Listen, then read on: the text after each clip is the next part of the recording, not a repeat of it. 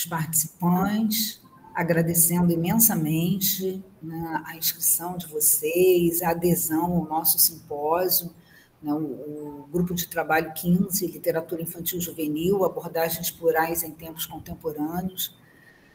Ficamos bastante felizes, eu e Bia, né, com um grupo de trabalho tão, como é que eu vou dizer, expressivo, né? Alguns são ex-orientandos, amigos. Então, assim, é com grande prazer que a gente inicia os trabalhos de hoje. Eu passo a palavra à Bia.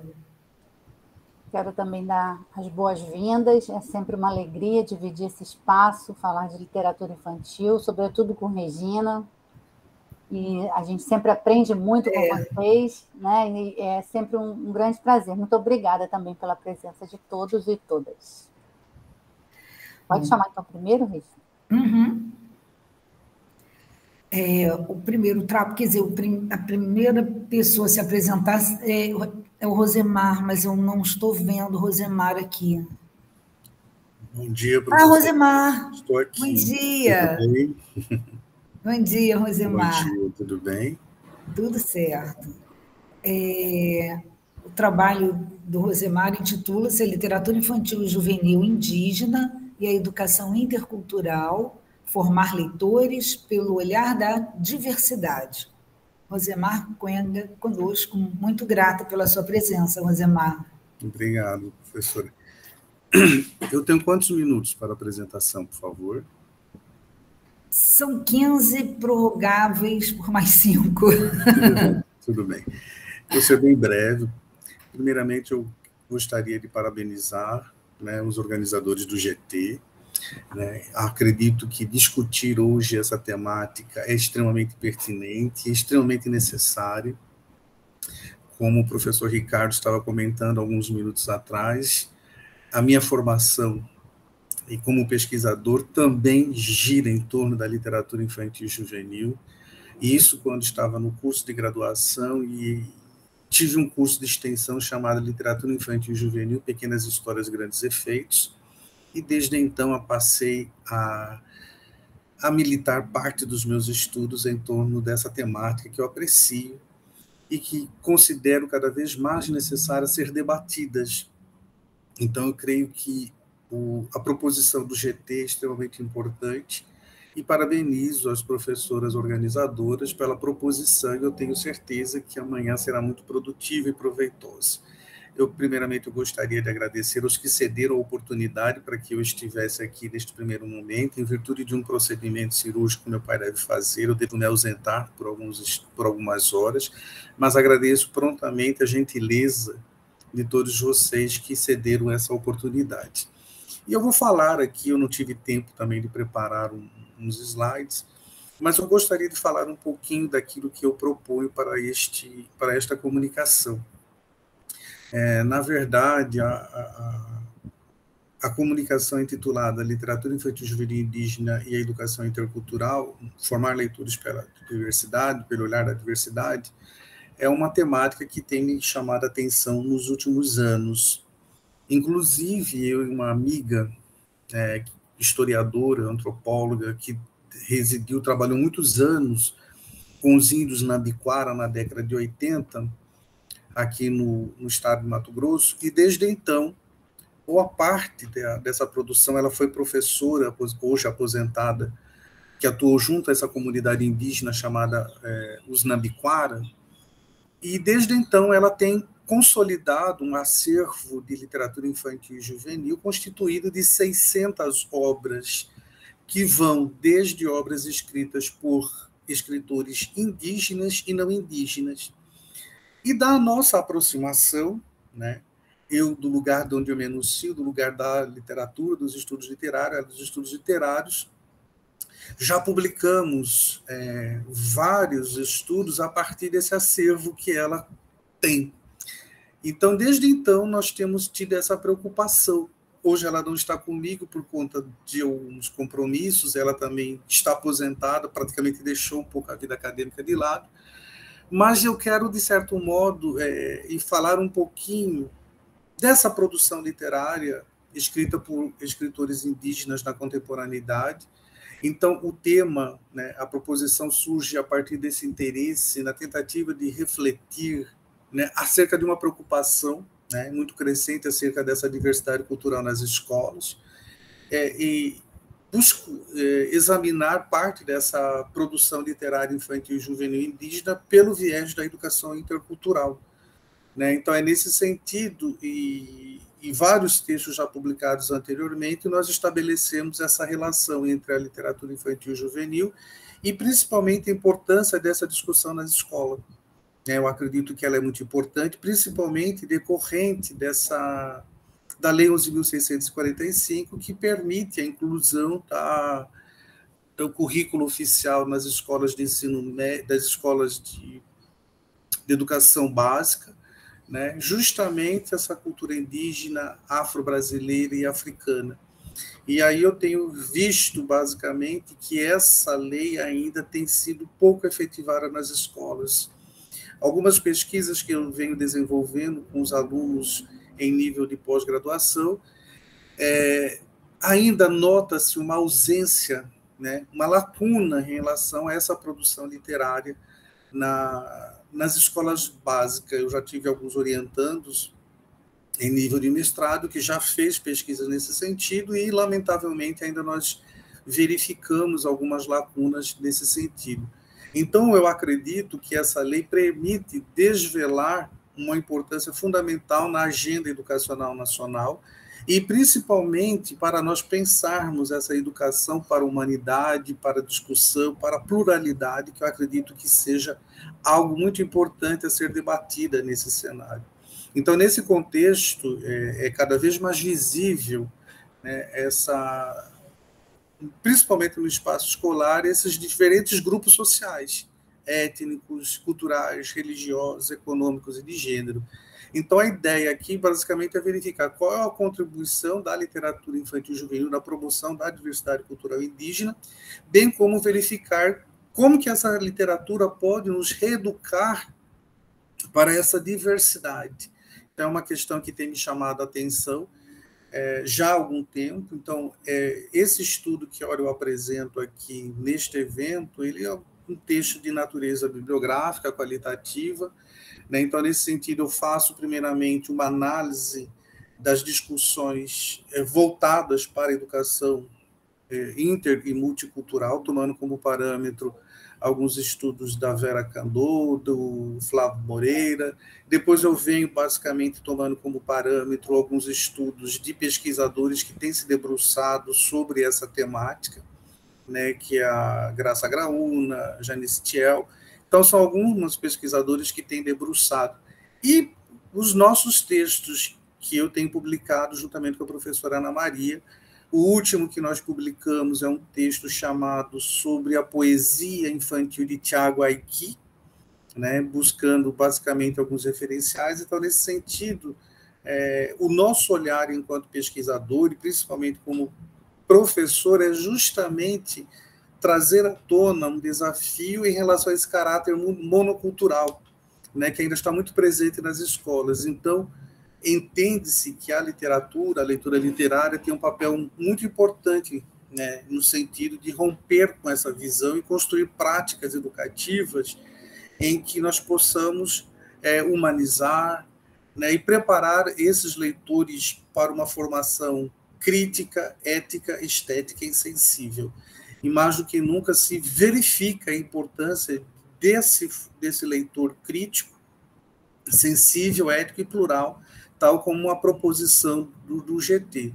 Então, nesse sentido, eu trago um pouco dessas discussões sobre multiculturalismo, educação intercultural, e esse aporte teórico nos ajudou bastante a compreender, e principalmente tomo como parâmetro essa possibilidade de estímulo do diálogo entre os saberes e do processo de ensino-aprendizagem por meio da literatura. E em relação às perspectivas teóricas que permeiam essas questões multiculturais, elas tornam, a meu ver, a literatura ela ocupa um papel muito importante, né, acerca dessas questões culturais e de diversidade. E aí eu também trago algumas contribuições ao longo do texto, né, sobre as contribuições do Roland Barthes, né, principalmente daquele conceito no livro Aula, em que ele fala que a literatura, a noção que a literatura tem, ela apoia em outros saberes. Então, aquelas contribuições que eu acho que é um conceito muito importante, que a literatura assume muitos saberes. Então, acredito que, tal como ele, também concordo plenamente com as suas convicções, e também trago algumas contribuições que eu acho muito importante nós discutirmos, o papel que a professora Anneli Novaes Coelho fala no livro Literatura, um texto em que ela toma como parâmetro as discussões do Edgar Morin, né, o construtor da transdisciplinaridade. Então, pelo viés da professora e pesquisadora Anneli Novaes Coelho, ela sempre destaca que a literatura é um autêntico complexo exercício da vida que se realiza com e pela linguagem. Então, nesse sentido, que eu acredito que trazer essas contribuições, esse aprofundamento, tomando como parâmetro de Edgar Morin, eu acredito que a literatura, né, encerra esse olhar entre ciência, história, filosofia, religião e tal. E é nesse sentido que, em linhas gerais, eu busco, né, falar um pouquinho dessa literatura infantil, juvenil e indígena, e a importância da construção de um leitor responsível, né, marcado principalmente no contexto que nós temos assistido nos últimos 4 anos de invisibilidade, de intolerância em relação a diversos segmentos. Então, acredito que é muito importante para que nós, professores e pesquisadores, debrucem sobre essas questões, principalmente de lançar luz, discussão sobre os direitos humanos, principalmente em relação às questões indígenas, não somente indígenas, mas como um todo, né, de gênero, questões afro-brasileiras. Então, acho muito importante, eu acabei de produzir um texto também sobre a questão da diversidade de gênero e como discutir os temas tabus, né, tomando como parâmetro 3 obras infantis. Um se chama Minhas Unhas Coloridas, Julian é uma sereia, e Eu Sou uma Menina, não sei se vocês conhecem. Então, eu acredito que, como pesquisador, como docente, eu acredito que essas discussões precisam permear as nossas pesquisas, bem como as nossas práticas pedagógicas.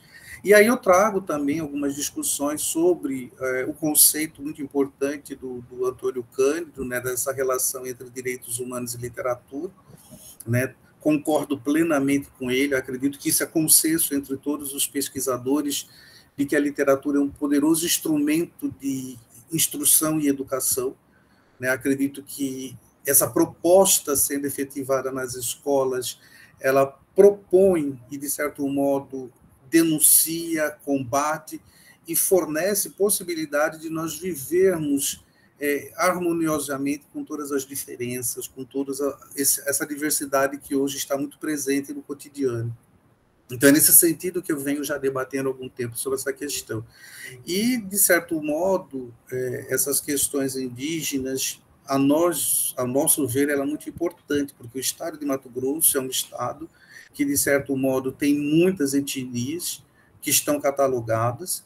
Então, é nesse sentido que eu acredito que esse olhar para o estímulo a essa publicação, a essa Lei 11.645, é muito importante.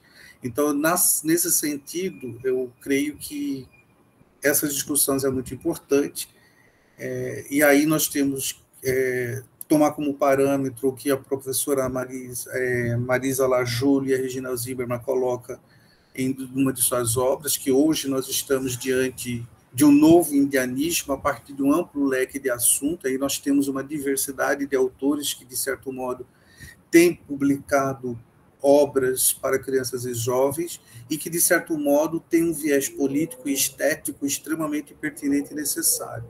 Então, é nesse sentido que esse novo protagonismo na literatura indígena juvenil constitui, né, sujeito e narrador da sua própria história. Então, as obras que eu tenho lido e alguns autores que eu tenho, que faz parte desse acervo que eu também falo para a professora Ana Maria, que também é um acervo que também eu tomo como empréstimo. Então, todas essas discussões sobre Cristina Apixana, Daniel Munduruku, Eliane Potiguara, Yaguiri e Yaman, todos esses autores e muitos outros buscam, de certo modo, mostrar essa rica produção literária indígena a partir do registro de suas tradições. Então, essa pesquisa que nós já realizamos e que foi resultado de vários artigos, ela justamente busca ampliar, né, o trabalho com professores acerca da temática indígena. E, recentemente, fomos contemplados com um edital para a formação de professores de educação básica, e a nossa proposição é justamente, a partir desse mapeamento que nós temos, é justamente levar essa produção indígena para a formação de professores, com o intuito de essa literatura estar permeando a prática pedagógica do professor. Então, nesse sentido, é que nós achamos prudente e necessário discutir. Então, a partir de toda essa demanda que nós estamos, achamos importante repensar juntamente com os jovens a necessidade de preservar essas tradições, essas memórias que estão circunscritas nas produções literárias para crianças e jovens. Então, esse é um aspecto que eu considero muito importante, e volto a frisar que a literatura é um instrumento significativo, que deve ser adotado pelos professores em sala de aula. Acho que a formação de um leitor crítico, ético e sensível, como já coloquei anteriormente, é necessário. Então, há inúmeras possibilidades de trabalho com essas narrativas na educação básica. Então, acredito que o professor, ao trabalhar essas narrativas, ele está enriquecendo o universo cultural dos alunos, né, instigando a curiosidade e, acima de tudo, ampliando esse espaço de ação e reflexão sobre vida, natureza e principalmente sobre essa nossa relação de ser e estar no mundo. Então, em breves proposições, são essas ideias que eu lanço e que creio ser importante ser discutido na sala de aula, a partir dessa produção que é rica e produtiva nos últimos tempos. Então, acho que são alguns aspectos que... Restam 5 minutos. Desculpa interromper, Rosemar. Ok, acredito que é isso mesmo que eu terei que colocar. Agradeço a atenção de todos e todas, pelos olhares, pelas discussões. Então, acredito, estou aberto ao diálogo e parabenizo mais uma vez a professora Beatriz, a professora Regina. Eu tenho convicção de que são pesquisadoras extremamente competentes, dedicadas, com afinco às suas discussões sobre literatura infantil e juvenil. Muito obrigado a todos e a todas. Agradeço imensamente, esse painel que você nos ofereceu, né? Confesso que você nos deixou, pelo menos a mim, com água na boca, uma vontade de fazer um estudo, o nosso estudo em 2 dias, trazendo essa riqueza de material, de pesquisa que você pontuou. Nossa, parabéns pela pesquisa, uma pesquisa necessária, né? E que muitas vezes a gente não tem tanto acesso, até pelo acervo, né? Que você e a professora Ana Maria, não é isso? Isso, Ana Maria. Vocês, de alguma forma, conseguiram formar. Isso é uma riqueza ímpar, né? Obrigado. Muito, muito obrigada. Bia, você quer falar alguma coisa? Eu fiquei preocupada com o horário de Rosemar. Eu não sei se ele vai poder ficar até umas 10 horas. Pode? Eu posso ficar até um pouquinho mais, mas dá para eu ficar, sim. Bom, então, deixa a pergunta para daqui a pouco. Tá ótimo. Obrigada, Rosemar. Rosemar. Uma sugestão que eu quero pedir aí. Eu achei que você precisaria sair logo após a sua fala. Estava bastante preocupada.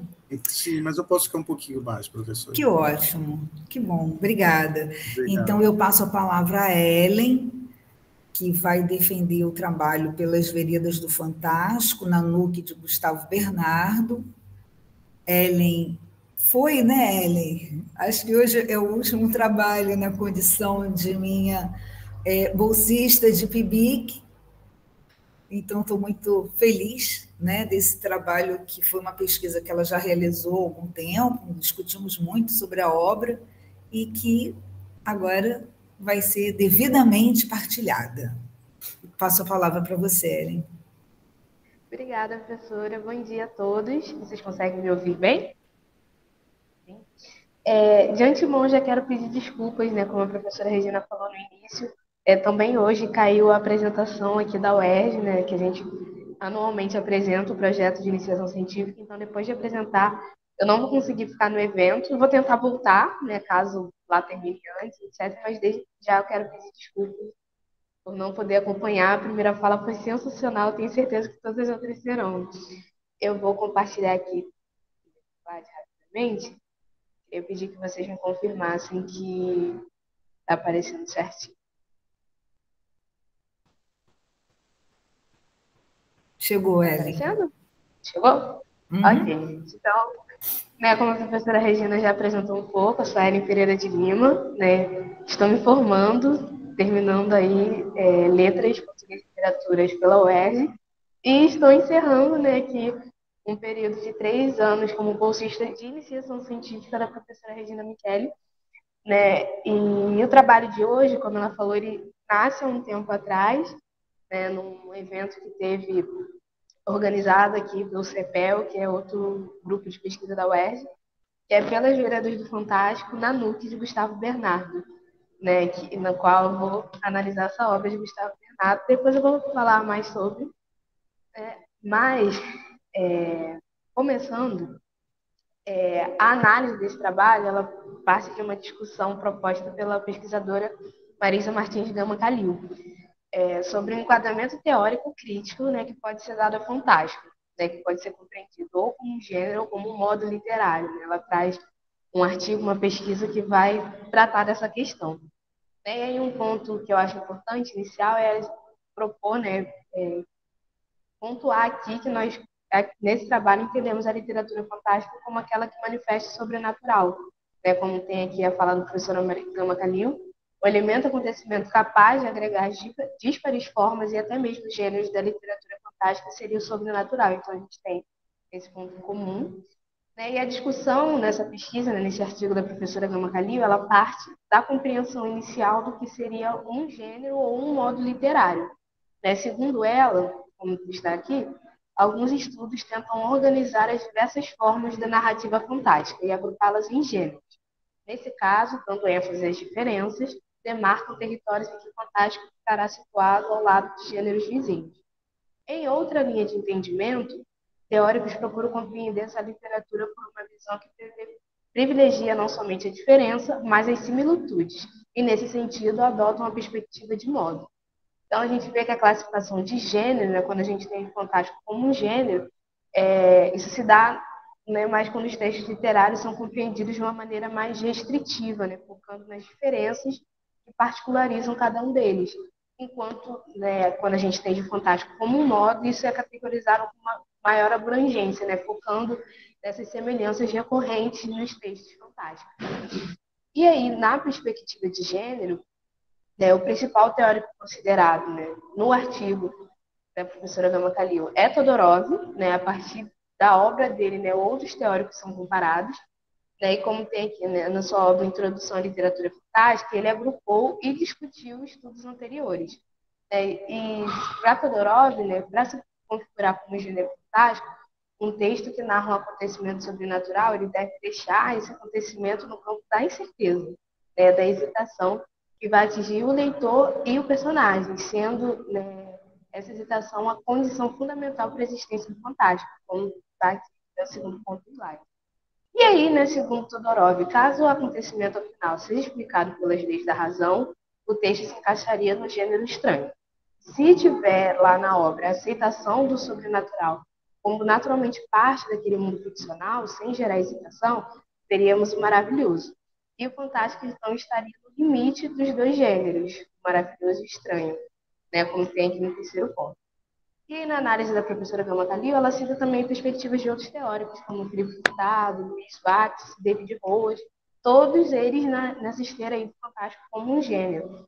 E partindo disso, ela exprime a própria posição, né, que é uma posição que se afasta de Todorov, quando ela afirma que a excitação, e aqui é o quarto ponto do slide, das personagens do leitor, não deve ser a única condição definidora do fantástico. Contudo, deve ser apreciada como um dos componentes analíticos da literatura fantástica. Então, ela aponta nessa hesitação não como, né, a condição definidora, mas um, né, dos componentes, um dos pontos que vão estar ali, né, em torno da literatura fantástica. Já considerando o fantástico como um modo, a professora Gama Kalil, perdão, vai apresentar primeiramente... Tá, só um minutinho.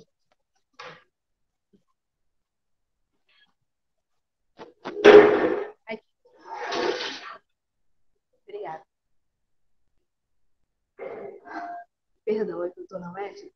Tive que responder aqui. Então, continuando. Oi, professora. Tá me ouvindo? Tô, agora sim. É que eu tive que responder uma pessoa aqui na UERJ. Eu estou na faculdade, professora. Imaginei. Mas tudo certo. Continuando, considerando o fantástico como um modo literário, a professora Gama Kalil vai apresentar, primeiramente, os apontamentos de Irene Bessier, né, uma pesquisadora francesa, que é uma das primeiras a se voltar para essa ideia, refutando o enquadramento da literatura fantástica como gênero, né, por entender que isso limitaria aí a possível análise de várias obras que surpreendem o leitor como possíveis integrantes do fantástico. E assim, né, o fantástico seria compreendido como um modo, como diz aqui, que se constitui por intermédio de formas e temáticas cujo fito, né, cujo objetivo seria incitar a incerteza. E aí, né, a professora Gama Kalil cita outras definições sobre o fantástico que se aliam a essa compreensão dele como um modo literário, de vários outros autores, como Rosemary Jackson, Linira Marques Covisi, Italo Calvino. E, né, um ponto importante que Calvino ainda aponta, né, é a problemática de entender o fantástico como gênero, por isso delimitar temporalmente um período, né, em que a literatura fantástica estaria encerrada, ponto com o qual o Calvino não concorda, né? E aí, né, a partir dessa leitura, né, dessa análise do fantástico como um modo, a percepção geral, considerando os autores mencionados, é de uma compreensão do fantástico mais abrangente, né, não limitando a padrões restritivos, já que ele seria aí constituído por uma heterogeneidade de textos antigos de vários lugares do mundo. E a, né, pesquisadora Gama Kalil assegura também considerar a literatura fantástica nessa perspectiva modal, que é a posição que nós vamos assumir, né, nós assumimos também no nosso trabalho. E assim, concordância com a autora, né, nós pontuamos que o que mais nos interessa nas pesquisas sobre a literatura fantástica não é datar determinada forma de fantástico, nem enfeixá-la em uma espécie ou outra, mas compreender de que maneira o fantástico se constrói na narrativa e, o mais importante, que efeitos essa construção desencadeia. E, na análise do fantástico como modo, um dos pesquisadores, né, um dos estudiosos citados pela professora Gama Kalil é Remo Cesarani, né, um pesquisador que, a partir dos estudos de Irene Bessier, ele constrói a obra Fantástico, na qual ele analisa e elenca características formais e temáticas que são frequentes em obras caracterizadas como parte da literatura fantástica, mesmo que essas características não pertençam unicamente ao universo fantástico, né? Então, assim, por meio de um trabalho de observação de diferentes textos fantásticos, ele apresenta 10 procedimentos formais e 8 sistemas temáticos que, embora não sejam uma regra, né, são constantes nessas obras. E, segundo ele, o que caracteriza o fantástico seria, então, né, como aqui no terceiro ponto, uma particular combinação e um particular emprego de estratégias retóricas e narrativas, artifícios formais e núcleos temáticos. Então, a gente vê que ele compreende essa literatura como um modo literário, né, que tem a sua origem localizada historicamente, né, em gêneros e subgêneros de uma época definida, mas sem se restringir a esse período ou a esses tipos de texto, né, podendo emergir em obras de gêneros e de tempos diversos. Né. E aí, a partir disso, nesse trabalho, né, nós analisamos a obra Nanuque, de Gustavo Bernardo, considerando alguns desses procedimentos narrativos apontados por Cesarani, né? Pela extensão do trabalho, nesse trabalho nós optamos por não analisar a presença dos sistemas temáticos que o autor aponta. E falando um pouco da obra, né, antes da análise em si, né, temos aqui Nanuque, escrita por Gustavo Bernardo, que é doutor em literatura comparada pela UERJ, é professor da casa, já esteve conosco no INLIGE, né, em lives, e é escritor de romances e ensaios premiados, ótimo. E em Nanuque, Ele Está Chegando, que foi lançado em 2016, é um romance potencialmente destinado ao público juvenil, né? Ele é lançado pela Rouco Jovens Leitores, né, por esse selo, que é um catálogo que publica literatura juvenil e young adult. E é o terceiro livro de uma trilogia não sequencial, né, que é a trilogia da Utopia. E na narrativa, né, nós temos como protagonista Bernardo, que é um jovem de 15 anos que a mãe, né, na obra, descreve como alguém que não é normal. E aí a narrativa começa quando ela procura um psiquiatra, que é o Dr. Homem Siqueira, para tratar o Bernardo. Né? E ela explica que desde criança ele apresentava um comportamento bastante incomum, tendo sido, e é o terceiro ponto aqui do slide, Kanik Aputi Kikitelaluk. As primeiras palavras que ele disse, e basicamente tudo que ele falava desde então. Né?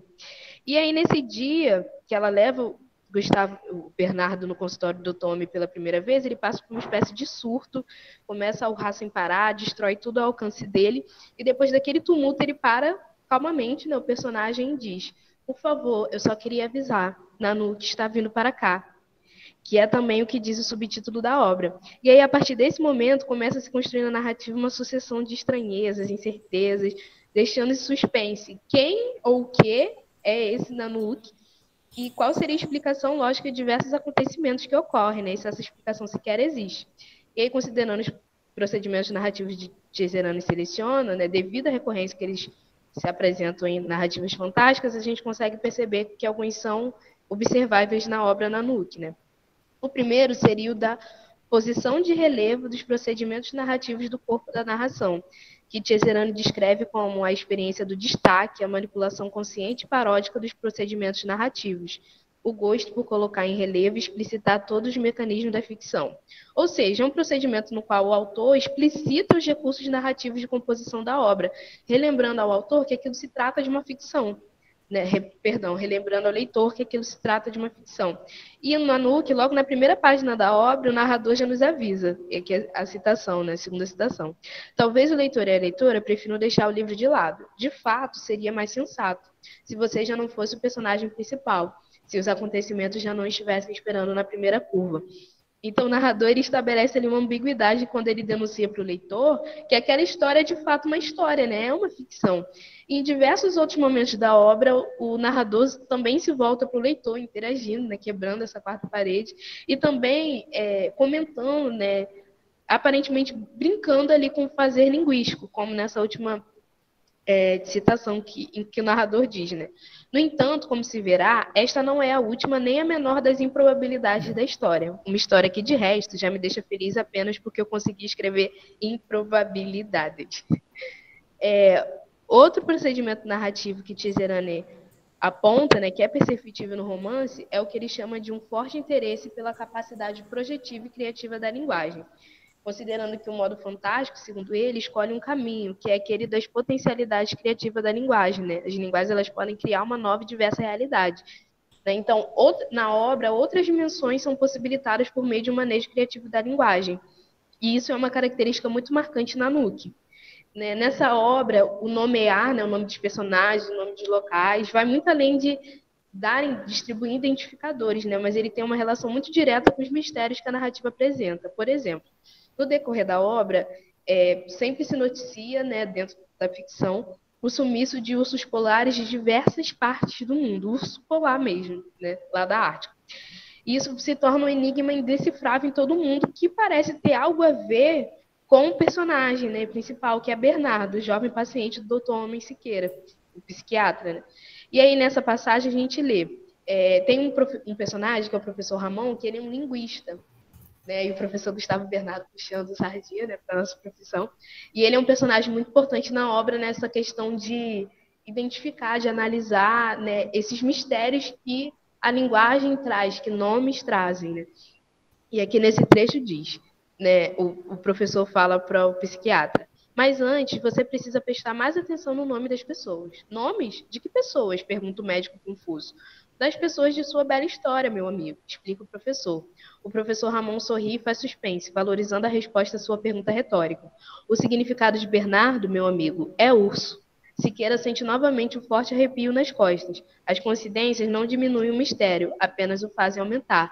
Então, aí, aparentemente, esse menino que tem algo a ver com esse sumiço dos ursos polares no mundo se chama urso, né? O nome dele significa urso. Restam 5 minutos, Ellen. Restam 5 minutos. Desculpa interromper. Tudo bem.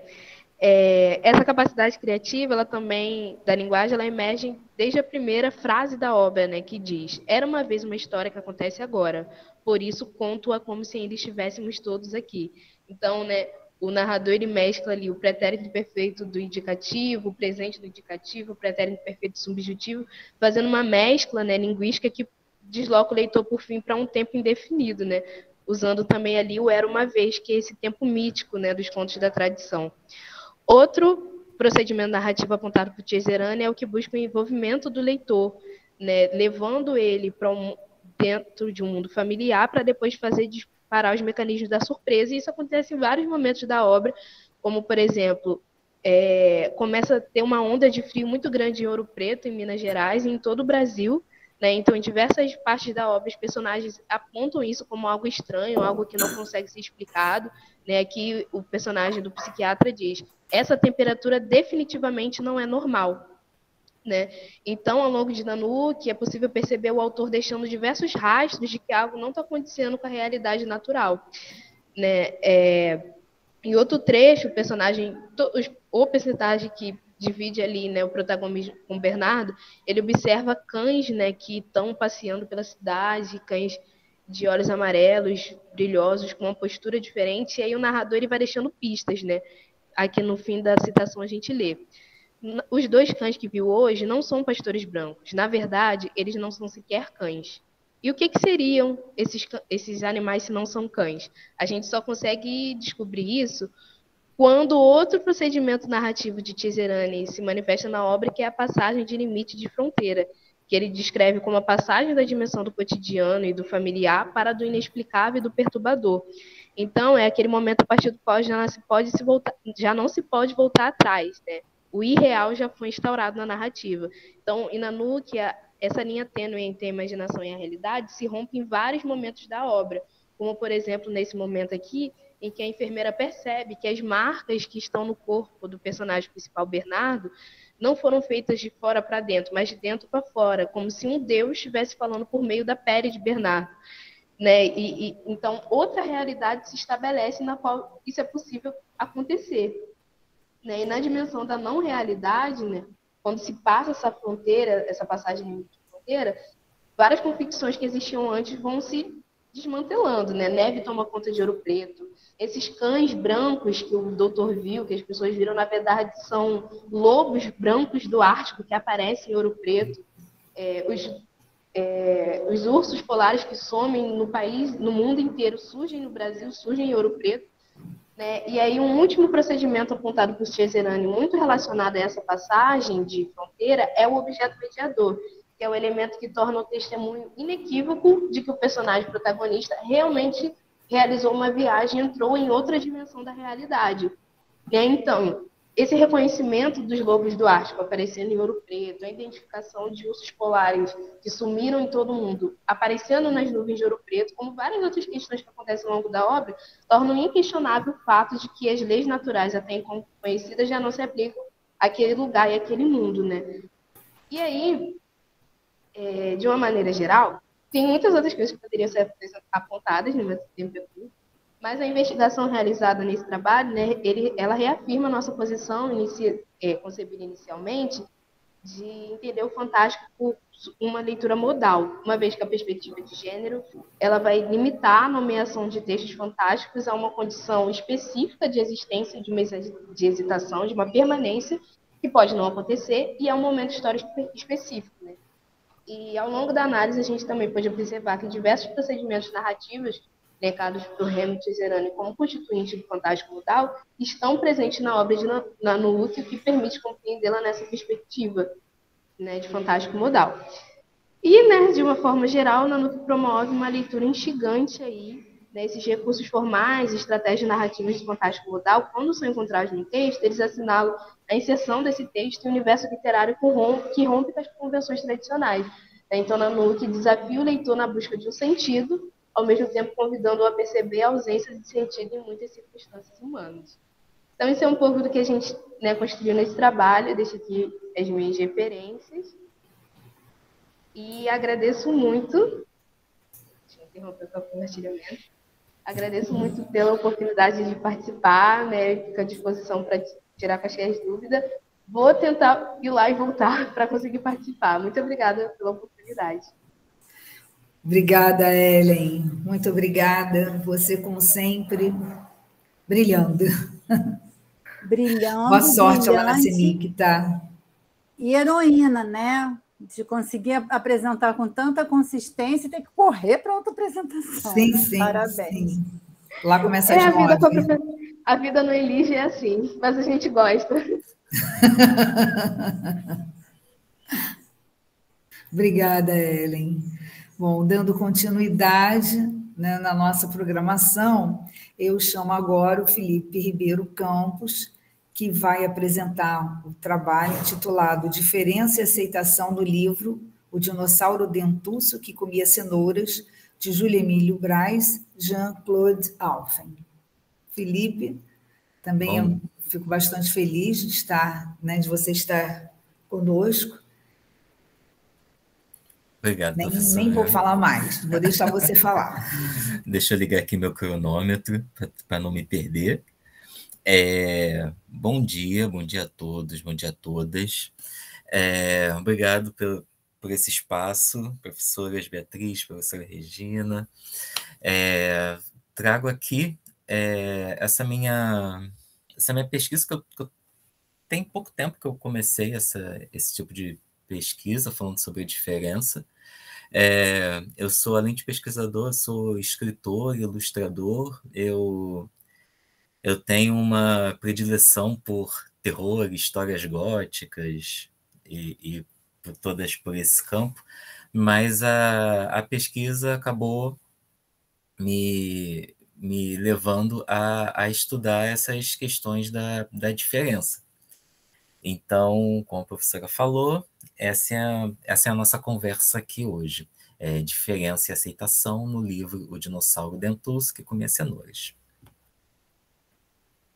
Essa é a capa do livro. Quem escreveu foi o Júlio Emílio Braz, e as ilustrações são do Jean-Claude R. Alphen, e foi publicado pela editora De Leitura.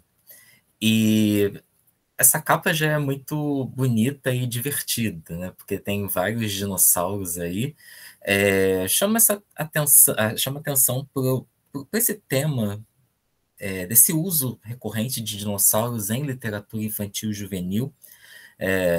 Nós percebemos que dinossauros costumam agradar as crianças, e nós vemos esses dinossauros representados de diferentes formas, desde a forma desenho mais realista até uma ilustração mais cartoonizada, que é o que estamos vendo aqui. Os dinossauros, eles têm chifres, têm os dentes pontiagudos, tem ali esses espinhos, mas são que assim, não tem nem tanto uma ideia de dinossauro daquela forma mais realista, cientificamente, né, falando, mas eles estão aqui conversando com uma forma de monstro, mas um monstro divertido, que são todos muito coloridos, né? Não tem só dinossauros verdes, tem dinossauro vermelho, dinossauro listrado, azul, e por aí vai. Eu trago também a quarta capa, e eu vou ler aqui com vocês rapidinho essa sinopse. Era uma vez um dinossauro, não um dinossauro qualquer, mas um dinossauro, que gostava de aprender, descobrir, partilhar e também de comer cenouras. Tudo isso tornava um pouquinho diferente e acabava atrapalhando. A família reclamava, os amigos se irritavam com tanta curiosidade e pergunta. Então, era uma vez um dinossauro que, para ser aceito, mudou.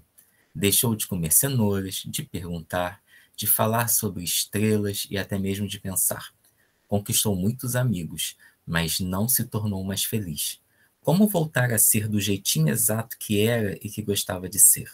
Com leveza e humor, o autor aborda temas como identidade, respeito, aceitação de si e do outro, valorizando o saber e as diferenças. Afinal, quando todo mundo pensa igual, na verdade ninguém está pensando. Então, já aqui na sinopse, já dá para entender o que esse texto vai abordar. E aí eu vou peguei aqui alguns teóricos para a gente conversar melhor sobre esse assunto. A quarta capa é a mesma ilustração da capa, só que espelhada.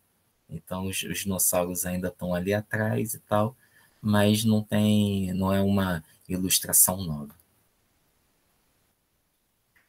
Pega aqui algumas ilustrações, páginas do miolo.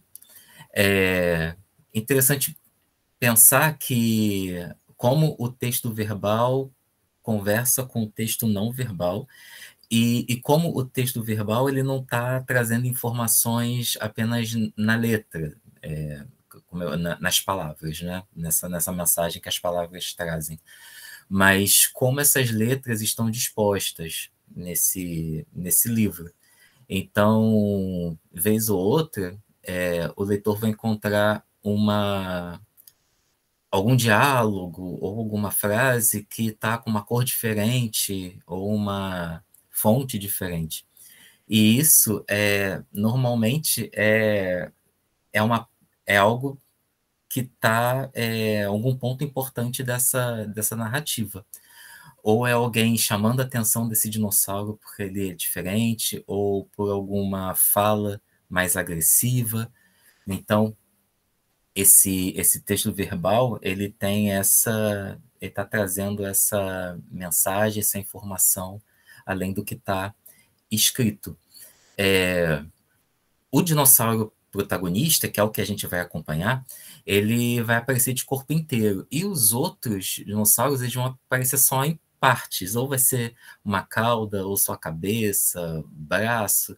É uma forma da gente se aproximar desse protagonista e até se importar mais com ele. Esses dinossauros, eles usam elementos contemporâneos, né? Então, eles usam roupas, boné, óculos. Então, também só reforça o que eu falei lá no começo, esse aspecto mais divertido da ilustração.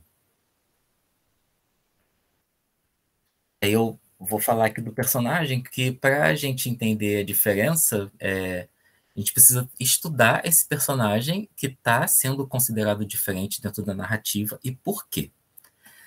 Bom, a personagem pode ser definida para o leitor por meio de diversas características físicas e psicológicas, maneira de falar e as ações, os gestos, os sentimentos, o modo de pensar ou reagir perante determinados estímulos, o entorno, um objeto, o tempo e o espaço no qual está situado sua relação com outro personagem. Então, essa abordagem da diferença vai se dedicar a esse relacionamento desse indivíduo, que é considerado diferente, com o espaço que ele vive, e esse indivíduo com outros indivíduos, para a gente entender essa diferença. Entender o que dentro dessa narrativa está sendo considerado, entre aspas, a normalidade, e o que esse personagem considerado desviante faz ou pensa para que ele se sinta desse jeito. Aqui, de novo, aquele texto que eu falei, né, de cores diferentes. Como eu nasci, por que eu nasci, por onde eu vou, o quê? São essas perguntas que o dinossauro faz e acaba incomodando. Carlos Reis fala isso aqui, ó. Personagem é a representação de uma figura humana ou humanizada que, numa ação narrativa, contribui para o desenvolvimento da história e para a ilustração de sentidos projetados por essa história. É isso que eu falei com vocês também, né? Aqui o personagem aqui de novo, dinossauro, corpo inteiro. Na primeira vez que vimos o dinossauro, ele estava ali comendo a cenoura, felizinho. E aqui ele já está recebendo críticas. Então, ele já está chorando, o braço cruzado, né? Ele está ali um pouco reprimido, está triste, está chateado. E de corpo inteiro, de novo, a gente conhece esse personagem por inteiro, num todo, e isso nos aproxima desse personagem. De novo, aqui o texto colorido. Ser chato é muito chato, né? Ele é considerado chato pelos outros. Você pode acabar sozinho. E chama atenção também para esses dentes aqui na borda, porque dentes são... É um elemento que pode ser considerado algo que lembre a agressividade. Então, porque é pontiagudo, né? Então, isso também pode mostrar um pouco, as partes que eu falei, né? Não é um dinossauro inteiro ali, são apenas os dentes. Mas isso também mostra um pouco da agressividade que esse dinossauro está sofrendo. E aí eu trago aqui a do Andreato, que diz que descobrir que a literatura não é necessariamente o lugar onde encontrar o igual, às vezes é a única janela para se debruçar sobre o diferente. Então, é por meio do livro que o leitor vai conhecer outras formas de pensar, outros mundos, né, outros pensamentos, e vai realmente, talvez, ter um conflito, mas também é uma forma de se ver no lugar do outro. Então, a ideia de lidar, usar a diferença nessa pesquisa, eu estou usando só um livro, né, mas diversos outros livros falam sobre diferença, é entender como esse tema, que é considerado delicado, fraturante, pode ser utilizado na literatura e como isso pode chegar no leitor. É um artigo muito interessante que diz que, agora falando da diferença, né, que o final de uma história pode ter 4 formas, né? A reparação, que é quando a diferença é de alguma forma resolvida e a personagem é considerada igual aos outros. A compensação, quando a diferença é vencida com muito esforço ou oferece uma capacidade especial que a coloca em segundo plano.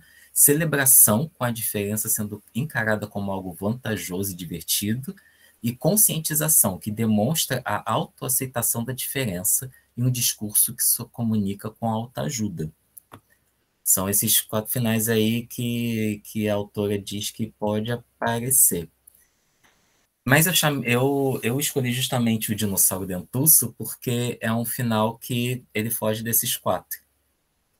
O dinossauro, ele muda para ter novos amigos e ser aceito, mas quando ele percebe que ele não está feliz e ele tenta voltar ao que era antes, ele percebe que coisas que ele fez nesse processo de mudança acabaram sendo positivas para ele, foram benéficas.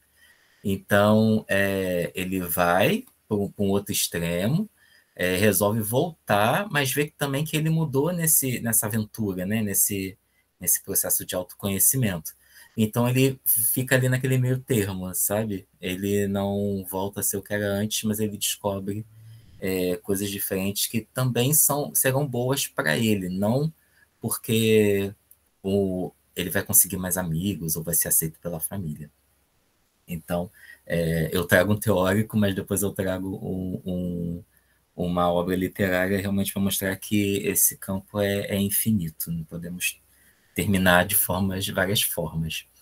E aí, como eu falei com vocês lá no comecinho da minha apresentação, eu sou ilustrador, então as imagens visuais são muito importantes para mim. Eu dedico muito tempo estudando essas imagens visuais na conversa com a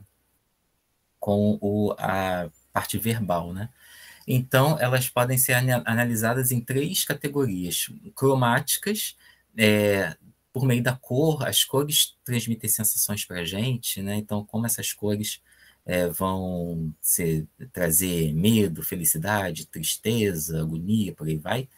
Eidéticas, responsáveis pela manifestação por meio das formas, se vai ser algo mais circular, se vai ter muita reta, tudo muito quadrado, né? E como isso vai aparecer, como esses objetos serão retratados por meio dessas formas. E as topológicas, responsáveis pela manifestação da distribuição dos elementos figurativos. Então, o que vai estar no primeiro plano, segundo plano, o que vai estar mais à frente, figura e fundo. Então, toda essa composição que o ilustrador acaba utilizando. Essas são as minhas referências. E o meu muito obrigado, meu e-mail, Instagram, site, quem quiser me acompanhar, saber um pouco mais das minhas pesquisas, das minhas leituras e do meu trabalho. Tá? Gente, muito obrigado. Mais uma vez, obrigado pelo espaço. encerro a minha apresentação aqui.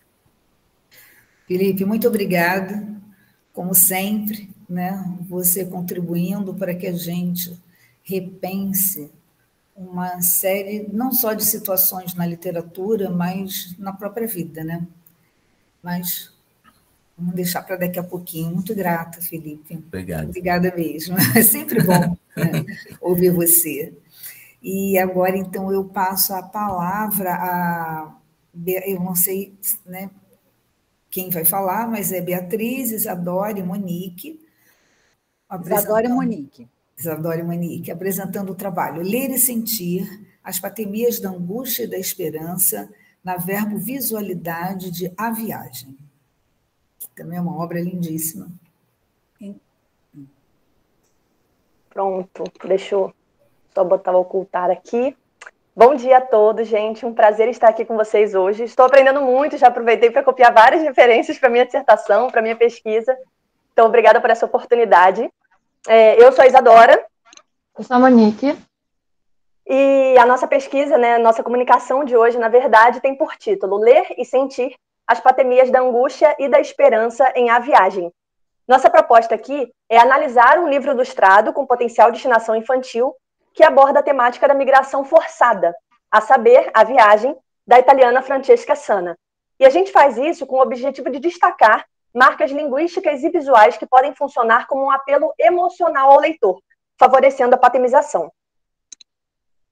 Então, para que vocês tenham um panorama geral do livro, já que não dá para ler, né, inteiro, aqui vai um resumo. Então, essa narrativa, contada em primeira pessoa, da perspectiva de uma criança, apresenta a história de uma família que morava perto do mar e passava o verão na praia.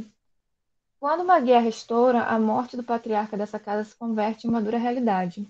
A mãe, então cada vez mais preocupada, decide fugir com os 2 filhos para outro país.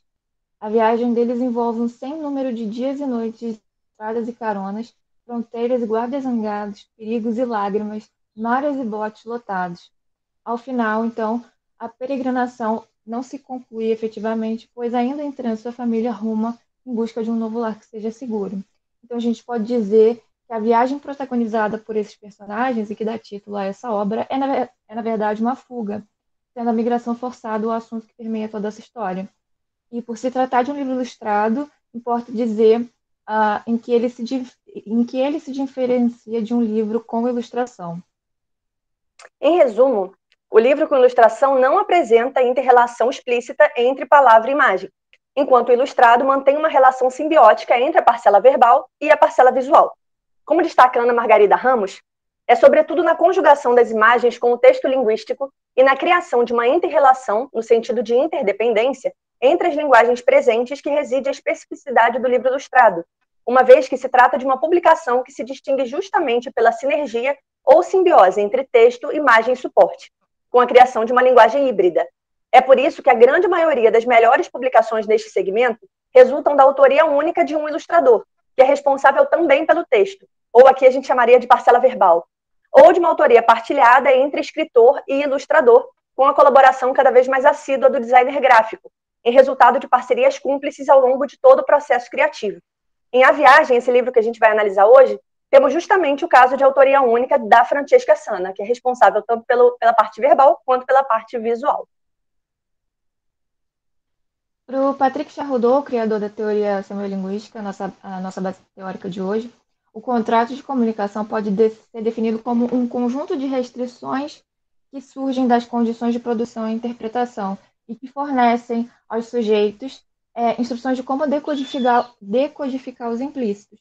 Então, no contrato de comunicação, que se realiza no livro infantil, o sujeito comunicante é preenchido por uma gama de profissionais envolvidos na produção da obra, a saber, o escritor, o ilustrador, o designer gráfico, o editor, etc.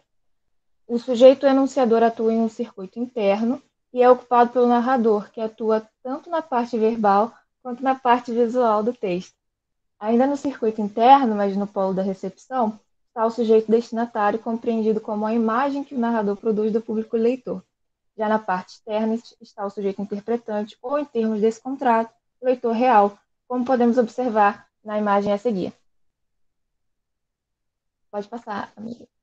O sujeito comunicante, então, possuindo um projeto de influência e iniciando a situação de troca, maneja estratégias de captação do interlocutor dentro das restrições que um livro com ilustração demanda, como a presença de ilustrações, textos, páginas, uma narrativa, personagens, etc.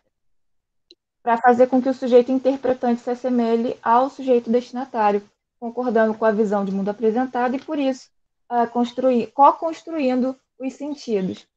Como salienta o Renato de Mello, essa co-construção de sentido se dá graças aos valores e referências que são proporcionados pelos tipos e gêneros textuais. Então, para a semiolinguística, a relação forma-sentido importa porque é por meio dela que o sentido se constrói. Então, originada do termo grego pathos, cujas traduções podem ser sofrimento, paixão, afeto, etc., a patronização é uma estratégia discursiva. Então, como registram os professores Mário Alves Júnior e Micheline Tomasi, podemos dizer que das 3 provas de persuasão, ethos, pathos e logos, o pathos está ligado às paixões, aos afetos, às emoções despertadas por um orador em seu ouvinte. E dar com um aspecto tão subjetivo como é a disposição afetiva de um ouvinte pode dar a impressão de que o pathos é um fenômeno que foge ao controle do discurso, porque os efeitos de ordem emotiva produzidos no outro são sempre dependentes das condições de receptividade deste. Nem por isso podemos atribuir ao pathos um papel menos essencial. A patronização funciona como uma visada de efeito que procura desencadear no sujeito interpretante certas emoções. Mas por se tratar de uma visada, a gente não busca determinar se, de fato, o uso de certos recursos desencadeou efeitos emocionais. A gente trata aqui de possibilidades. Como disseram as professoras Nádia Patrese e Rosane Munerá, no âmbito da semiolinguística, o pathos diz respeito a uma visada de efeito, a uma possível consequência do projeto de comunicação engendrado pelo sujeito enunciador, que pode funcionar como um apelo emocional ao sujeito com quem interage. Cabe ressaltar que não importa verificar o que efetivamente se sente a partir do que é construído discursivamente, mas pensar as possibilidades ou expectativas patêmicas decorrentes da materialidade do texto. Essa materialidade inclui, nos livros ilustrados, a parcela verbal, a visual e até mesmo o suporte. Por ser uma estratégia, o efeito patêmico é uma aposta, o que gera uma sobreposição dos efeitos visados sobre aqueles que foram efetivamente produzidos. Tendo em vista o exemplar selecionado, concordamos com a nossa querida Anabel Paula, que está aqui hoje, que diz o seguinte: os livros ilustrados são capazes de representar mundos ficcionais altamente verossímeis, baseados em imaginários sociodiscursivos, e o jogo de significações proporcionado pela engrenagem verbo-visual que os constitui agrega ainda mais efeitos patêmicos para a sensibilização e projeção do leitor à narrativa. Nas páginas que serão vistas e lidas adiante, será possível observar como imagens e palavras se unem nesse mundo ficcional, mas verossímil, e como o uso das cores também pode servir a um projeto de dizer que busca afetar emocionalmente o sujeito interpretante. Em estudos anteriores, Charrodot categorizou alguns imaginários sociodiscursivos, os quais chamou de tópicas do pathos, para mostrar como o dispositivo comunicativo do discurso da encenação televisiva instaura o possível surgimento dos efeitos de patronização. Munerá escreve o seguinte: Charrodot estabelece o que denominou tópicas do pathos, que seriam constituídas por uma série de figuras: tópica da dor e seu oposto à alegria, tópica da angústia e seu oposto à esperança, tópica da antipatia e seu oposto à simpatia, tópica da atração e seu oposto à repulsa, além de outras figuras, como o desprezo, o desgosto, a aversão e a fobia. Então, conforme nosso objetivo neste trabalho, nesta comunicação, serão enfocadas as tópicas da angústia e da esperança. Logo no começo do livro A Viagem, é exposto ao leitor o que provoca a transição da família, que é o estourar de uma guerra. Importa dizer, então, que a narrativa não fixa os personagens em um tempo ou um espaço que são conhecidos. Ele deixa aberto ao leitor para que ele faça as suas elucubrações e permite que o fato exposto se relacione com outras realidades. Então, na página dupla de cima, a gente pode ler até que a guerra levou meu pai. O termo guerra possui um viés paternizante, que é dotado de uma carga semântica que se liga diretamente com a morte, com a perda, a violência, o terror, o sofrimento, etc. A cor preta de fundo torna a angústia ainda mais patente, porque na cultura ocidental, essa cor, o preto, representa a morte, ligada ao luto. Então, é importante dizer que os recursos verbo-visuais utilizados para desencadear certas emoções precisam ser coerentes com o contexto em que o texto está inserido. Na China, no Japão e na Índia, por exemplo, que são países orientais, a cor branca é que representa a morte, não a preta. Então, se tivesse uma tradução dessa obra para a língua desses países, muito provavelmente seria preciso também alterar as cores da ilustração para ter coerência entre a parcela verbal e a parcela visual. No livro A Psicologia das Cores, Como as Cores Afetam a Razão e a Emoção, a socióloga e psicóloga Eva Heller estudou como as cores e os sentimentos não se combinam por acaso ou só por gosto, mas por experiências universais que são enraizadas na nossa língua e no nosso pensamento. Como ela registra, depois de ter feito algumas entrevistas na Alemanha com um público diverso, ela diz assim: na simbologia cromática cristã, o preto é a tristeza da morte terrena. Por isso a cor dos trajes dos que estão enlutados é o preto. O preto transforma todos os significados positivos de todas as cores cromáticas em seu oposto negativo. O que soa tão teórico, na verdade, é uma constatação elementar. O preto faz a diferença entre o bem e o mal, porque ele também faz a diferença entre o dia e a noite. Na página direita, a gente vê itens soltos separados, óculos, flores, sapatos, etc., que possivelmente se relacionam com um pai que acabou de falecer e com as lembranças da criança que narra essa história.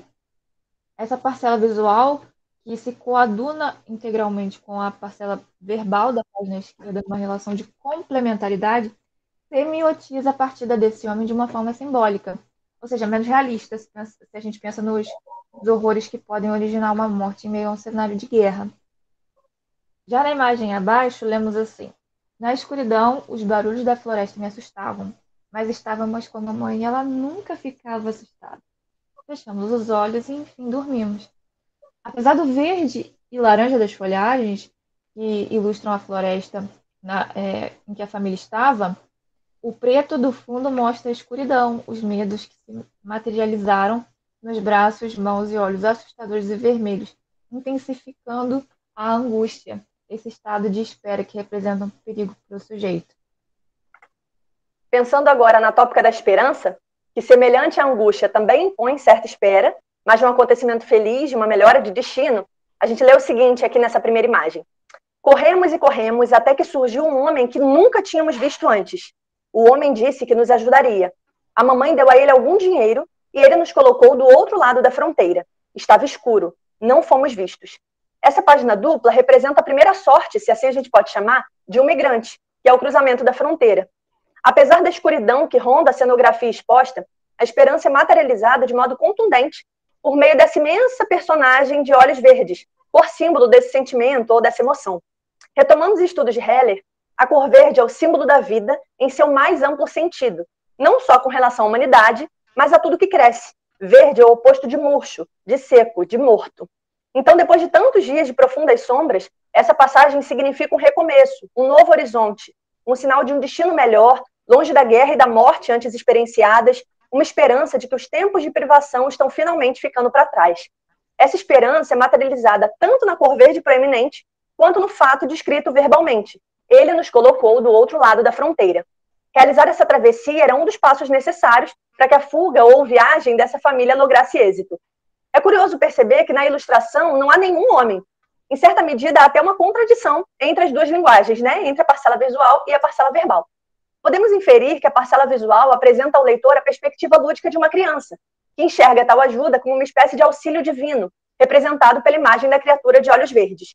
Na imagem de baixo, né, na segunda página dupla, a gente lê o seguinte: o barquinho chacoalhava bastante à medida que as ondas cresciam mais e mais. Parecia que o mar não tinha fim. Contávamos novas histórias, histórias sobre a terra que nos esperava, onde havia imensas florestas verdejantes, cheias de fadas gentis, que dançavam e nos brindavam com palavras mágicas para acabar com a guerra. Antes, a criança narradora dizia que a escuridão da floresta as assustava. Agora ela conta que ela e outros migrantes criam encontrar uma floresta verdejante, cheia de coisas boas. Nesse sentido, o fato de ser verdejante se coaduna também com a perspectiva de Heller, no que se refere ao fato de o verde trazer vida e representar um novo começo, cheio de esperança para essa família. Além disso, importa dizer, especialmente num seminário como esse, que a contação de história também é destacada nessa narrativa como uma ferramenta de superação, de potencial transformador, essencial para esperançar. Então, como a gente pode perceber, as parcelas verbal e visual trabalham conjuntamente para a construção dos sentidos e para afetar o leitor nos casos destacados, tanto quanto a angústia, quanto como a esperança. As cores, então, como potenciais desencadeadores da emoção e basilares nas ilustrações, funcionam também como estopins das patemias que são destacadas aqui, já que as imagens, visto que seriam as imagens as primeiras a serem percebidas pelos olhos do leitor, que compreende o cenário de maneira holística, de uma vez só, né? Então, como a palavra e a imagem compõem o livro ilustrado, E não possui... Isadora, só interrompendo, restam 5 minutos. Tudo Obrigada. bem? Então, como a imagem e a palavra compõem o livro ilustrado e o livro ilustrado não tem uma categoria infantil ou adulto, a gente defende aqui que esse gênero pode e deve ser lido por leitores sem limite de idade, considerando a qualidade e as variadas estratégias que autores e ilustradores lançaram a mão para produzir a obra, né? Então, para Eliane Debus, não sei, a palavra ficcional arrebata o leitor para um tempo e espaço que não são os seus. Desse modo, ele experiencia um viver distante do seu, ao mesmo tempo tão próximo, e ao voltar desse encontro ficcional já não é mais o mesmo. Ele é capaz de reconfigurar o seu viver. Isso porque a literatura não só informa o leitor, tornando ele conhecido de realidades diferentes, né? Mas também o forma enquanto indivíduo, forçando esse indivíduo a parar para pensar no sentido da vida, a tomar consciência de si e da realidade que o cerca. Ele é convidado a experimentar o viver do outro empaticamente. Então, levando-se em conta a vida humana, pode-se afirmar que todos nós aqui também já experimentamos tanto a angústia quanto a esperança em nossas próprias viagens nesta terra. As tópicas em destaque, manifestadas linguística e visualmente nos recortes selecionados, servem como canais afetivos, potencialmente capazes de sensibilizar o leitor. Mesmo sendo uma obra ficcional, a viagem expõe uma narrativa de migração forçada, cujos personagens facilmente poderiam ser denominados como refugiados e cuja história se assemelha a milhares de manchetes de jornal sobre a crise humanitária presente no globo, o que demonstra sua relevância neste tempo de guerra na Europa, de tomada de poder no Afeganistão pelo Talibã, da guerra na Síria, que dura mais de uma década, e de conflitos armados ou não, em tantos outros lugares que não recebem destaque na grande mídia, mas são responsáveis pela expulsão de milhares de pessoas de sua terra natal. Como Karen Prior registra, em sua obra intitulada Para Ler Bem, nossos desejos como seres humanos são moldados tanto pelo conhecimento quanto pela experiência. Ler uma obra de literatura é ter um tipo de experiência e um modo de obter conhecimento. Ler literatura, em certa medida, pode informar-nos de muitas coisas: as injustiças do sistema penal inglês do século XIX, a perseguição aos cristãos no Japão do século XVII e os costumes e a moral da classe rica dos Estados Unidos em 1920, por exemplo. Mas certamente a literatura não informa sobre tais assuntos como fazem os manuais e as aulas de história. Ler literatura não apenas nos informa, nos forma. Então, considerando a temática do livro, as ilustrações riquíssimas e suas relações possíveis com a parcela verbal, como a gente pôde ver aqui hoje, atesta-se a existência de fios invisíveis que unem ambas as linguagens e possibilitam uma compreensão mais cheia de significados e de possibilidades de afetos e de afetamentos. Muito obrigada a todos pela atenção e seguem adiante as nossas referências. Obrigada. Sou suspeitíssima, né? Não posso nem falar nada. Não, tem que falar, Bia. Elas são maravilhosas, né? Eu conheço de outros carnavais.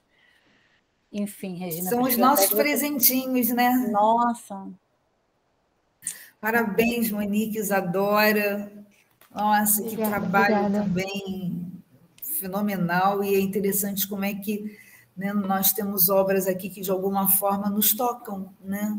A questão da sensibilidade mesmo. Parabéns. Eu acho que agora nós abrimos... Isso, debate, abrimos né? sim. Não estou Regina, acabou que acho que o Rosemar não pôde ficar e eu não pedi a sugestão dele, né? Que pena, deveria ter falado na hora. Mas já que você conhece alguma coisa da obra dele, eu queria uma sugestão de leitura dele, para a gente começar a conhecer um pouco melhor essa área da literatura infantil indígena, digamos assim, né? Eu tenho alguns livros dele. Eu posso dar uma olhada, mas é claro, é mais fácil perguntar para ele. Né? Depois, então, o teu interesse é a literatura indígena? Eu não conheço nada. Eu também não. Conheço muito pouco. Eu tenho alguns livros, mas, enfim, fiquei com pena dele ter saído. Realmente fiquei com vontade de convidá-lo para um estudo ano que vem. A gente nunca abordou a literatura indígena. Acho que se não tem ninguém no grupo que pesquisa, vai ser bem legal. Depois você me manda a pergunta que eu passo para ele e vou fazer o convite. Tá ótimo, maravilha. Vamos lá. Podemos abrir para perguntas, comentários. E eu acho que vocês podem, né, liberar o microfone e fazer as perguntas diretamente. E a câmera também, né? A Ellen também já saiu. A Ellen é espetacular, né? Puxa vida, que menina maravilhosa, hein? A Ellen... quem é suspeita para falar sou eu. É a segunda vez, se eu não me engano, ou terceira, não sei. Eu a vejo falar com muita propriedade, né? E olha que ela falaria muito mais tempo, se fosse possível, sim, né? Sim. Que trabalho maravilhoso. Eu queria perguntar a ela uma coisa, mas depois eu mando a pergunta e você faz a ela. Então, só sobrou Felipe. Felipe e as meninas. Tem as meninas aí. Mas as meninas eu deixo para você e para o pessoal que está aí, né? Porque faço parte. Felipe, eu quero fazer uma pergunta para você. Na verdade, né, ouvindo também a sua apresentação, não é a primeira vez que eu ouço, deixa eu fazer uma propaganda. Felipe apresentou um estudo, né, nós temos, são sempre 2 dias, sobre o tema da diferença, está gravado. Assim, fala de Felipe é sempre muito maravilhosa, com muitos exemplos de obras. Então, eu percebo que pensar o diferente acusa, de certa forma, um embate, né? Uma espécie de encaixe e desencaixe entre um eu, né, e o outro, a sociedade. E eu não conheço, né, eu não tenho a obra que você analisou, e me parece que ela, né, você foi claro, você disse que ela, inclusive, foge àquela classificação quaternária que você apresentou. Você, então, acha que essa obra amplia esse universo de relação entre o eu, o outro e a sociedade, no sentido até do desfecho proposto, das reflexões? Você podia falar um pouquinho sobre isso? Sim, obrigado pela pergunta, professora. É isso mesmo, assim, eu estava falando, antes de a gente começar, né, que o livro me achou, estava lá na feira, e aí eu já estava com esse olhar para a diferença, né, e aí vi lá, dinossauro comer cenoura, né, já é um negócio ali um pouco diferente. E eu, beleza, fui ler, achei muito interessante, justamente por causa disso, porque de tudo que eu vi até agora, né, claro, daqui para frente eu vou ler mais coisas, mas é sempre isso, né, dessa celebração do que a pessoa já ela já se bastava, não precisava de nenhuma mudança e tá tudo certo. Esse aqui não, esse aqui o dinossauro ele percebeu que valeu a pena tentar coisas que ele não estava acostumado a fazer. E aí por isso que a senhora falou muito bem, amplia isso, porque também faz pensar, bom, se sei lá, eu não gosto de jogar bola, mas meus amigos gostam. Sei lá, aquilo deve ser legal de alguma forma, né, de alguma maneira. Vou tentar um dia. Posso gostar, posso não gostar, mesmo de verdade, ter certeza de que aquilo não é para mim. Mas eu posso tentar ali uma vez, né?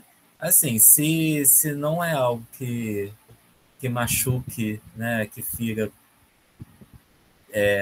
o outro, eu posso tentar, né? Eu posso ver ali, né? Claro, respeitando os limites, né? Mas tudo bem. Então, por isso que eu achei esse texto bem legal, porque ele acaba fugindo, né? Dessa diferença, a pessoa se bastar, ela ser ótima do jeito que ela é, né? E também de ter que mudar para se encaixar. Então ele ficou ali, por isso que eu falei que ele ficou no meio termo, né? Porque o dinossauro quis voltar, mas também aquele ponto de partida já não cabia, né? Então ele ficou ali, ele andou mais um pouquinho. Então, por isso que eu falei ali que ele ficou no meio termo, mas foi uma grande aventura de descoberta para esse dinossauro, né? Então, por isso que eu achei que é um livro que ele toca em um ponto assim que eu achei bem, bem legal. E assim, você vai lendo, é uma história divertida, e aí depois quando lê, vem aquele baque, né? Que é o que eu gosto, né? Quando você termina de ler o livro e aí você sente, né?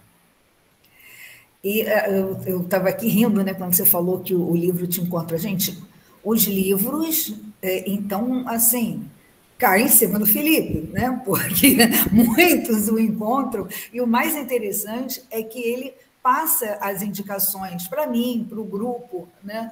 Então, é uma troca bastante fecunda. Agora, eu fico apaixonada por esse livro, porque, na verdade, há esse movimento, né, de tentar ir ao encontro, né, e não de encontro, não é, né, essa tentativa de ir ao outro, não há uma necessidade de se adequar se violentando, ele tenta voltar ao estado original, não dá mais, o tempo não volta, né? Tudo é mutação, tudo é metamorfose, tudo caminha.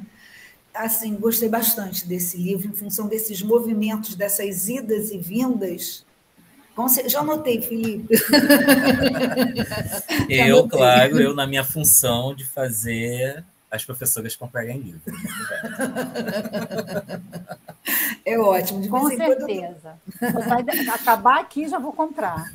Nossa, achei ótimo esse livro, por essa tessitura, né, da própria estrutura narrativa que evidencia um diálogo, né, com o outro, mas também com o próprio eu. Adorei esse livro. Eu queria fazer uma pergunta. Gente, alguém quer fazer uma pergunta? Jenny. Jenny Anabel. Olá, pessoal. Felipe, então, para você, eu queria perguntar, você comentou no início que esse livro te escolheu, certo? Te escolheu e isso acontece com a gente, né? Mas que critérios ou o que primeiro chamou a atenção desse livro para você? Foi a imagem dos dinossauros ali? Foi o título, que é bastante sugestivo? Então, como é que esse livro, né, te chamou mais a sua atenção? Em que aspecto?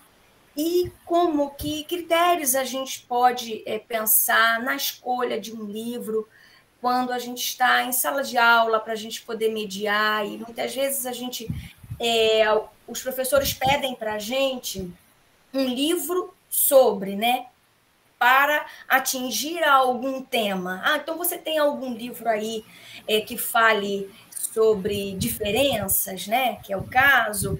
Então, o livro para ser usado para aquele projeto, para aquele momento. Então, às vezes a gente foge um pouco do nosso trabalho da literatura enquanto arte, né? Mas tem esse utilitarismo, vamos dizer assim. Então, são duas perguntas, na verdade. Como é que foi a escolha desse livro? Em que primeiro te chamou a atenção? E os critérios da escolha de uma obra literária para a gente ler para uma criança, ler para um aluno? Isso. Bom, eu falei, né? Eu já tenho, desde ano passado, eu ainda continuo amando terror, continuo gostando de assustar criança, mas eu gosto dessa ideia da diferença, né? E eu tô com esse olhar já há um tempinho. Então, claro que eu vou meio que inconscientemente procurando isso. E aí eu vi o dinossauro. Eu gosto de livros de dinossauro. Eu fui uma criança que gostava muito de dinossauro. E aí veio a ilustração. A ilustração é muito bonita, é muito colorida. E aí eu sou ilustrador, né? Eu vou olhar muito a ilustração.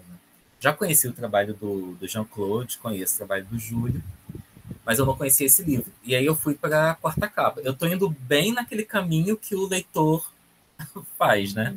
Fui para a capa, me interessei, vi o título, beleza.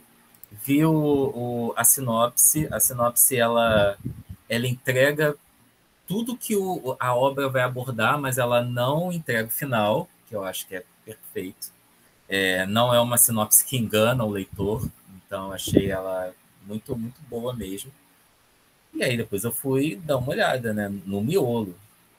E eu vi isso que eu falei com vocês, né, das outras personagens sempre em parte. Só tem uma ilustração mesmo que é em página dupla, que é quando o dinossauro tenta realmente mergulhar no mundo que não é dele, né?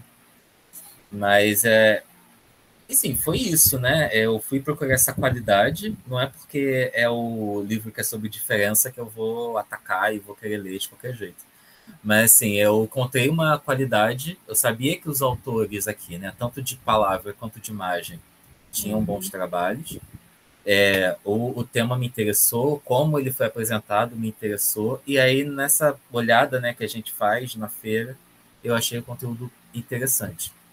Sobre isso do levar um livro por causa do tema, né? A gente bate nisso, é muito complicado, né? Porque, Felipe, um tema, sei lá, sobre preconceito. Aconteceu uma vez, um aluno estava pegando as coisas escondidas dos colegas. Aí, Felipe, tem algum livro que fale sobre isso? Eu falei, poxa, meio complicado, né? Não sei. Mas às vezes acontece, né, gente? Mas na pouca experiência que eu tenho, assim, de indicar livros para professores e tal, eu digo, entenda a turma primeiro. Veja o que a turma gosta de acompanhar, quais são os temas que às vezes brotam durante as conversas, e aí a partir daí você vai pegando livros que tenham essa conexão com o que a turma pede, sabe? Eu acho que é mais por aí. Acho que primeiro você tem que sentir o grupo, sentir aí o aluno, para depois apresentar os livros e os temas. Né? Perfeito.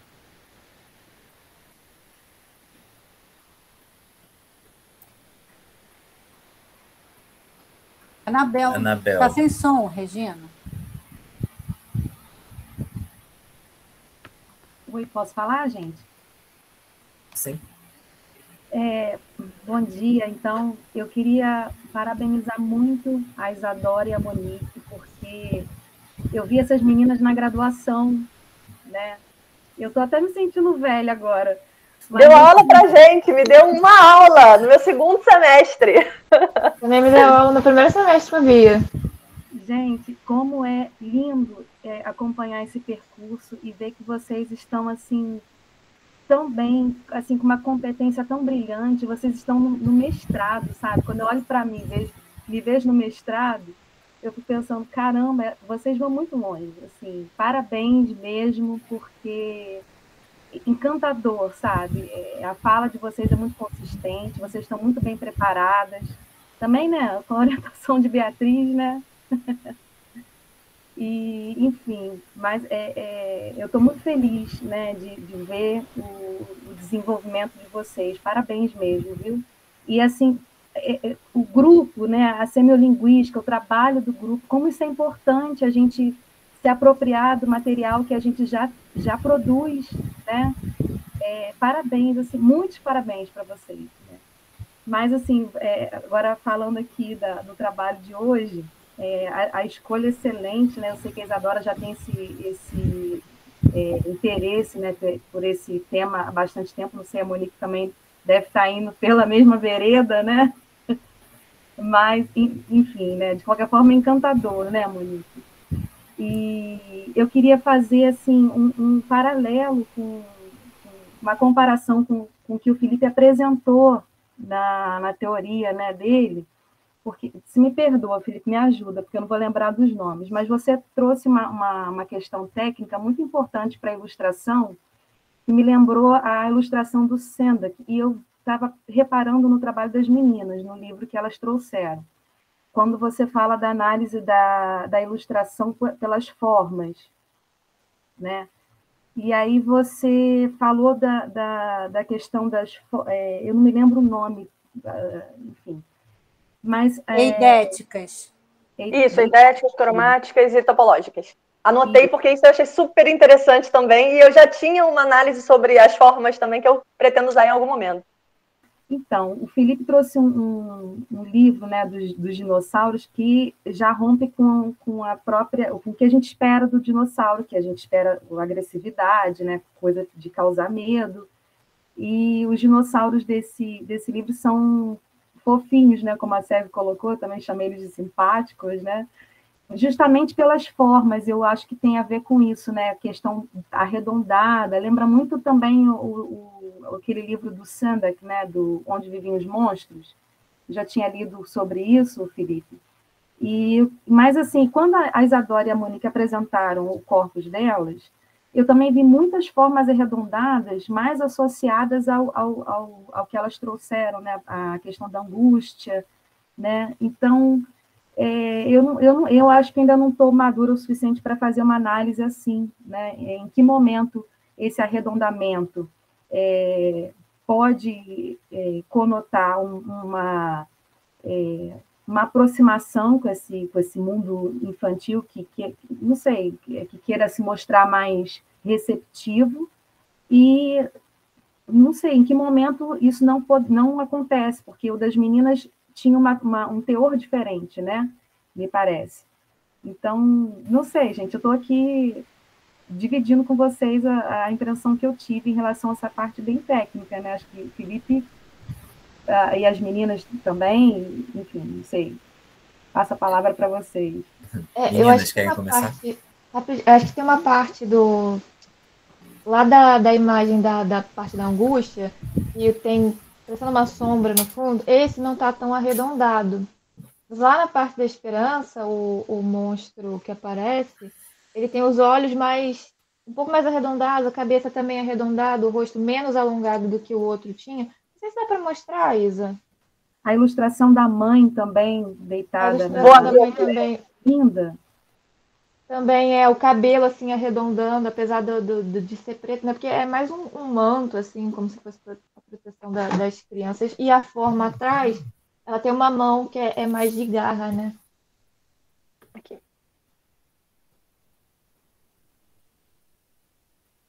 Tem a garra aqui, né, da mão. Eu estou caçando a citação da minha dissertação que fala sobre essa questão das formas. Mas o Felipe deve saber falar com muito mais autoridade do que eu. Mas, de fato, aqui tem muito mais formas arredondadas e eu acho que isso pode ser uma ferramenta também para se aproximar das crianças, né? Não tenho certeza, estou só jogando um verde para usar a brincadeira aí com o verde da esperança, mas faz sentido essa questão do uso das formas também como uma maneira, né, de se aproximar do leitor ou de se distanciar, de causar mais medo ou de causar mais proximidade, enfim. Tem que ver também, eu teria que ler o livro, mas tem que ver também a questão do estilo de quem fez a ilustração, porque o braço é meio mangueirinha, sabe? É uma curva, né? Pode ser estilo do desenho. A pintura também é uma coisa mais plana, não tem muito sombra, né? Tem os contrastes das cores, mas não tem muito essa coisa do contorno. Contorno também não tem contorno, pelo menos eu não estou vendo. Mas assim, o cabelo da mãe, né? Ele é ondulado, né? Então ele vai fazendo essas ondinhas, vai fazendo essas curvas.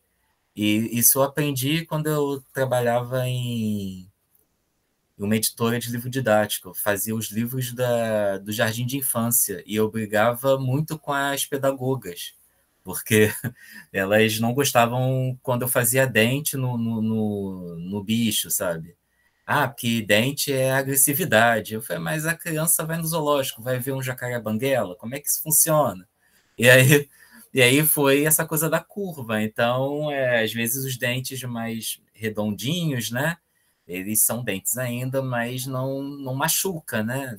A gente não tem essa ideia do machucar. Então, e isso fazendo testes também, quando você bota uma música clássica, né, uma música mais tranquila e de repente desenha, a sua tendência é fazer umas linhas mais sinuosas, mais redondinhas, mais curvinhas. Assim, aí você bota um rock muito pesado, né, e aquele pancadão, a tua linha vai ser mais assim, né, então vai ser uma reta, vai ter a quina, então essa reta dessa agressividade, dessa violência, dessa energia, ela é diferente dessa linha que é mais tranquila, né? A curva pode até ser mais, tem gente que fala, né? Mais para o feminino, enquanto o masculino é mais agressivo, né? Então, eu teria que realmente ver até os outros trabalhos de quem ilustrou e depois ler também o livro com mais calma. Eu vou anotar aqui também para adquirir. E aí tem isso, né? Essa coisinha mais redondinha, né? Traz essa fofura, né? Essa coisa de abraçar e tal, é diferente. Que de repente lá nos onde vivem os monstros não tinha tanto, né? Porque eles são meio, não vou falar agressivos, mas parece que uma brincadeira mais bruta, né? Tem muito chifre, né? Tem muito dente, são grandões e tal. Mas eu gosto muito desse livro também, ele é sensacional. Gente, eu tenho que falar. Eu preciso falar, eu estou nervosa aqui. Fala, Bia. Não, mas é geral. Felipe, adorei, amei o livro. Eu gosto demais da ilustração dele, né? Já tenho vários títulos, enfim. Mas eu queria destacar nos dois trabalhos. É claro que o das meninas eu já conhecia antes, né? Mas vale também. Mas nesse que você mostrou e que eu não conhecia, e você, como ilustrador, pode falar isso com muita propriedade, como a imagem é capaz, primeiro, de trabalhar com metonímia e metáfora. Né? Então, como que o dinossauro se apresenta só com o rabinho? É metonímia, né? A parte pelo todo. E outras coisas. Como a linguagem imagética é interessante. E tudo isso que vocês estão falando aí a respeito das formas, é claro que tem uma relação direta com a nossa experiência com o mundo. Claro que você vê um tubarão de boca aberta, com muitos dentes pontudos, é algo assustador. Então, a gente faz um repertório de imagens que levam a crer que dentes pontudos têm a ver com agressividade. Aí vai. Mas, para além disso, eu defendo muito um dos aspectos da importância de trabalhar com livro ilustrado, ou com livro com ilustração, é porque a ilustração dos livros também permite um enriquecimento desse repertório imagético. Então, a gente talvez aprenda que dinossauro redondinho e com dentinho pequenininho é fofinho, porque a gente já viu outros. Porque eu já vi o lobo lá, do John Seska, lá da verdadeira história dos três porquinhos, eu esqueci o nome, Smith, do ilustrador. Enfim, então, né, Felipe, eu acho que a ilustração também tem esse caráter de formar um repertório e fica tudo no nosso imaginário, sociodiscursivo para as meninas da semiolinguística, né? Isso faz parte do imaginário, então é cultural também, né? Bom, era mais comentário, mas achei muito interessante.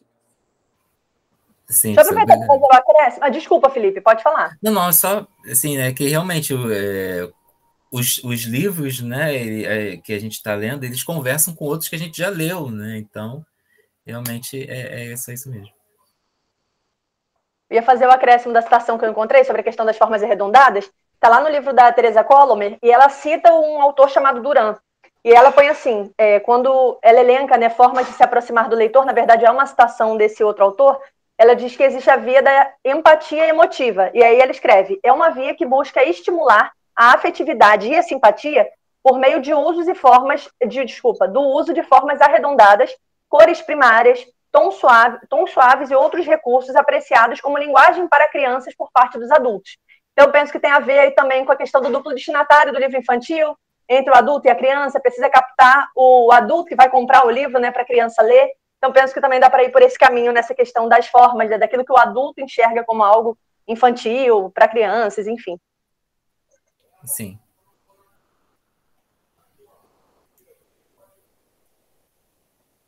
Regina, sua vez. Tem som, Regina. Estava aqui pensando qual livro da Colomer, se é o Andando Entre Livros, o primeiro, não, é o terceiro, é o da literatura infantil na atualidade. Isso, introdução, isso aí. A introdução, esse livro é ótimo. Ai, que bom. Assim, pela nossa programação, nós temos agora 10 minutos de intervalo. Eu acho que, né, podemos fazer isso para tomar um café, levantar, né?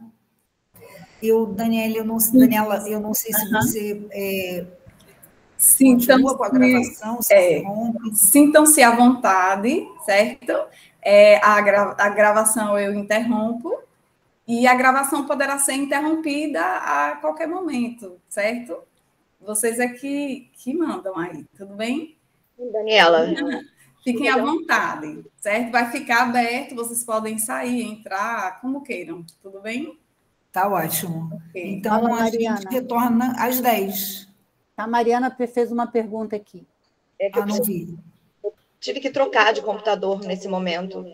Preciso fazer um teste para ver se vocês estão ouvindo o microfone do computador, caso meu celular caia de novo, o sinal. Dá sim.